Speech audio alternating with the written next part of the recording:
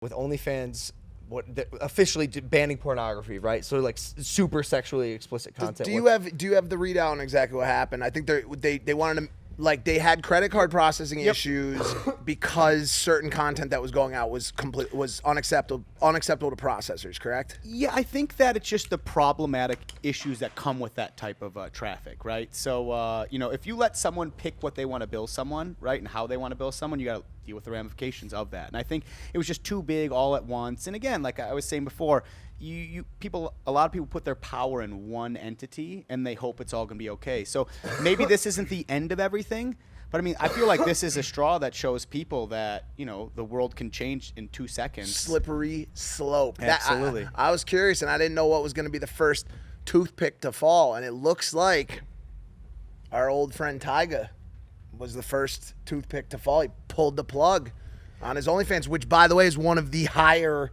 grossing, revenue-driving OnlyFans in the sport, if you will. Wow. To launch his own competitor, which will remain unnamed on this episode of Impulsive. Well, I did see that before I walked in here Yeah. with this weird acid library. Tyga opening saying that he's going to open up his OnlyFans competitor in October.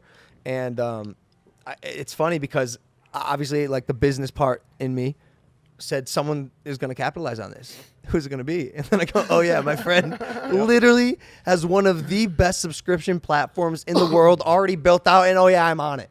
Appreciate and it. we're neighbors and we're best friends and we amazing. get dinner every night. Yeah. And so, Chase, I'm here to, like, ask you, like, do you have a solution to this for these girls that don't know what to do with their hands now because they can't create and make what they want to make? Absolutely. Secular banking. Okay, and by girls, I mean girls and guys. Well, just any creator who wants to create the way they want. I mean, our vision is just letting people be unfiltered, undisrupted, create the way they want to create, how their fans want to view their content.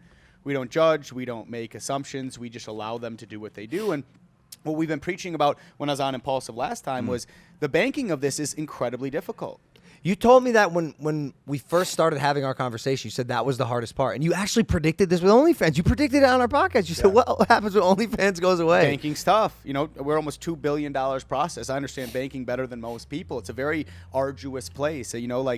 They put you in very tight parameters. And the biggest problem with these huge conglomerates that put everybody under one shell is when one person's bad, it can bring the whole thing down. And that's what you saw here. And in my opinion, from what I'm looking at, you probably had a bunch of bad apples who were offering content that people were charging back and refunding at high rates, and it caused the whole thing to come down. Because at the end of the day, they have what's called legacy data. So people who rebill every month, right? And they're not going to put that in jeopardy to lose that processing for it to go away. I heard one name getting thrown around over and over again. It was Bella Thorne. I was just going to say And, that. and listen, this is not me saying it, but we all remember when Bella Thorne launched her OnlyFans, and it was, there was a lot of promise involved that, from what I understand, didn't deliver, and it was a different experience that was offered than what was actually delivered and executed upon, and that resulted in a very large number of chargebacks, Correct. which is the key problem when it comes to processing, correct? Yep, but Bella Thorne, you can come to us. We would take care of that. Because the idea is like, no, but real talk. That was like Suge Knight Death Row type shit. Yeah, but the answer is like same with you. It's like when someone calls for Logan's Club, they reach someone who's talking about Logan's Club, right? The customer service is just Logan's Club. The credit card processing statement is Logan's Club. It's all very secular to him, and that's what makes it able to run. Like, Bella would have never had a problem if she had her own platform. Because we would have been able to circumnavigate. We'd had some pissed off fans for her not doing her thing. I think she got in trouble for not managing expectations. Correct, but it still shouldn't have caused these effects that are everlasting, if you will. I feel you. All right, so I mean, what's good, bro? There's gonna be a lot of competitors coming out in this space. Absolutely. And I'm curious, like, who's gonna win? Like again, Tyga's got a big name in the space. Does everyone go to his platform? Is it going to be a functioning platform? I think, I bet you a lot of people think their platform's going to be functioning until the chargebacks start. You know what I'm saying? Well, correct. I mean, how many have been around since we started on this endeavor, right? A lot. And how many have kind of like, Yeah.